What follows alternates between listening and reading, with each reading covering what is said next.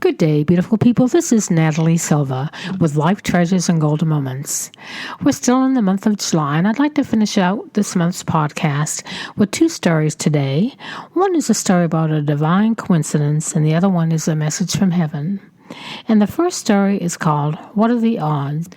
And the author is Melissa Wooltan. As it has been said by Simon Van Boy, coincidences mean you're on the right path. The scheduling desk of the imaging center where I worked as a nuclear medicine technologist hadn't allotted enough time for my patient's exam. I could tell the woman was frustrated. She had taken off work for the test, but she remained pleasant as the front office staff arranged to reschedule her visit. I introduced myself and let her know I would be the one performing her test when she returned. I apologized for the inconvenience, and we made small talk as the receptionist clicked through the calendar looking for the next available time slot. When the woman was offered an appointment nearly 3 weeks away, I decided that would not do. I volunteered to open the nuclear medicine department 2 hours early the following day. I didn't want her to have to miss another day of work. She was extremely grateful and left the clinic with a smile. The next morning, the imaging center was just coming to life as I helped my patient off the exam table following her test. "I don't suppose you'd be interested in another job, would you?" she asked, her hopeful tone catching me off guard. I've grown quite fond of my coworkers. I was not, however, fond of the 50-mile drive to work every day. She had connections at the city's military hospitals and told me they were always looking for good people. She handed me her business card and asked me to call her. I thanked her, and she was on her way.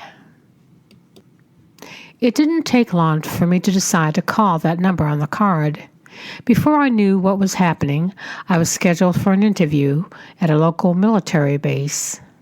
Within hours of leaving the interview, I received a phone call. The job was mine, if I wanted it. I couldn't believe my luck. The benefits package was amazing, and my drive would be cut in half. Not to mention, civil service jobs are highly sought after and extremely hard to come by. There was a hitch, though. My college degree was in radiology technology, not nuclear medicine. And while I had completed all the additional training as mandated by the Nuclear Medicine Technology Certification Board, I had never taken the time to actually sit for the test. I would need to be successfully complete by the nuclear medicine exam within a few months of my hire. I risked losing my dream job. I decided to take a chance. I turned in my resignation to my employer and began the application process to sit for my boards. I had 2 weeks left at my current job, and I wanted to get the test application all tidied up so I could start my new position feeling confident. There was a lot more paperwork than I had anticipated. I would need to submit an affidavit signed by the radiologist under whom I had performed the majority of my training. He needed to attest to the fact that I had completed the required hours of on-the-job training. Luckily, I had done nearly all the training under the watchful eye of one doctor. All I had to do was find him. I thought it would be easy to find Dr. Smith, but I discovered he no longer worked for the clinic where I had done my training. The company had been bought out by a large corporation, and their human resources department offered me no help in locating him. It was a dead end. The radiology community is a small one, and I felt pretty confident that I could call around to a few clinics and find Dr. Smith, or someone who knew where he was currently employed. When I struck out again, I turned to the internet. A Google search of his name and profession turned up nothing. I had exhausted every avenue I could think of. My coworkers, many of them who had tried to help me find this elusive doctor, were as stumped as I was. If I couldn't find this man, then I couldn't sit for my boards. If I couldn't sit for my boards, then I had to say goodbye to this amazing job opportunity that had basically fallen into my lap. I was becoming increasingly stressed over the situation. I woke up one morning well aware that I only had 2 days left with my current employer and no hope for getting my test application approved without Dr. Smith's signature. There was still one thing I could try. I began to pray. God, I give up. I'm handing it over to you. I don't know where Dr. Smith is, but I know that you do. If you could please help me find him, that would be great. If not, I'll accept that this job was not your will for me. I got dressed and made the 50-mile drive to work. I'd give it one more day before I spoke to my boss about rescinding my resignation. I was at peace with it, mostly, although I would be lying if I said I wasn't disappointed. I started the morning QC test on the equipment and stood in the doorway of the nuclear medicine suite where I waited. The spot happened to give me a view of the clinic's long hallway that turned out to be a very fortunate thing, because who rounded the corner just then but Dr. Smith? I charged toward him, talking so fast I don't think he understood me at first. I told him about the events of the last 2 weeks and how I had been desperately searching for him. Dr. Smith laughed at my animated account and explained that he was now working for a temp agency for doctors. He told me he had been sent to my clinic to fill in for our staff radiologist. I returned to my office and picked up the phone to call my husband, Joey. "You're not going to believe this, who just walked into the clinic," I said, when he answered, "Wow, what are the odds of that?" Joey said after I told him the good news. I hung up the phone and noticed a movement in the doorway. I looked up to find Dr. Smith. "Melissa, I have to leave." He handed me a piece of paper. "Here's my contact information." "You're leaving now already?" I asked, confused. He nodded. Dr. Smith explained that he had driven to the Ron Clinic.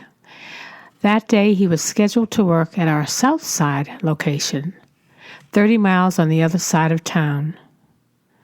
What are the odds? Indeed. The next story that I'm going to share with you is one I think that you'll enjoy very much. It's called The Teddy Bear, and it was authored by Kelly Covell. A Message from Heaven. I had saved several voicemail messages from my son on my cell phone. I don't know why I never deleted them, but I was so glad that I hadn't. I loved to play them from time to time so I could hear his voice. I had often thought that I would like to go to Build-A-Bear and create a camouflage bear. I would dress him in boots, a beret, and a dog tag. I also wanted to copy the voicemail message that my son had left me on Mother's Day 2009 and have it inserted into the bear so I could squeeze its paw and hear my son's voice. "Hey, Mom, it's your son. I was just calling to tell you Happy Mother's Day and that I love you and I miss you and I can't wait to come and see you whenever I get my leave. So, call me back, I guess whenever you can get this message. I'm on my way back to Fort Bragg right now, so I will probably be driving. So if I don't pick up the phone, then I'm probably on the road. But I will call you back just as soon as I can. I love you and I miss you, and I will talk to you later. Okay, bye." Although I had been crying a lot since the death of my son, it wasn't really my personality to cry this much, and I definitely didn't like to cry in public. It was the main reason I had put off building a bear for over a year, but now I had a coupon for $20 off of Build-A-Bear, and I had to go right by the store to get some printing done at Staples. Also, I figured since it was Valentine's Day, I didn't have a guy in my life. It would be a present to myself. I dropped off the items I needed to print at Staples and then made my way to the Build-A-Bear store, where I walked around to view all the options. A sales clerk approached me. "Can I help you with anything?" she asked. "Yes," I said. "I have a voice recording on my cell phone that I would like to put inside a bear. Is there some way we can do that?" "Usually we have you make the recording in person," she replied. I explained the situation and why I was hoping to be able to use the recording on my phone. "Just a moment," she said, and walked into the back room. A few moments later, she returned and asked me to follow her. She introduced me to her manager and said that they wanted to hear the phone message so they could determine the best way to go about making the recording. After playing the voicemail message, the manager informed me that it was too long to get it all onto their recording device. Oh, well, that's okay, I said. I would just like to get as much as we can and leave it at that. The manager asked the sales clerk to go get one of the recorders. Then she turned to me and said, "We will record it back here so there won't be any background noise." I positioned the phone right next to the recorder and I played the message. Once the message ended, the clerk said, "Do you want to hear it?" "Oh, I'm not sure how much of the message it captured, really." "No," I said, choking back my tears. "It'll be okay. Let's just put it into the bear before I lose it." The sales clerk gave me a hug and then a tissue. After I dried my eyes, we walked back outside into the store to build my bear. And 30 minutes later, I was back in my car with my new bear. I carefully removed it from the box and pressed the paw. "Hey, Mom, it's your son. I was just calling you to tell you, have a good day, and I love you and I miss you." What? Had I heard that correctly? How could Happy Mother's Day become have a good day? I played it again. It was as clear as it could be.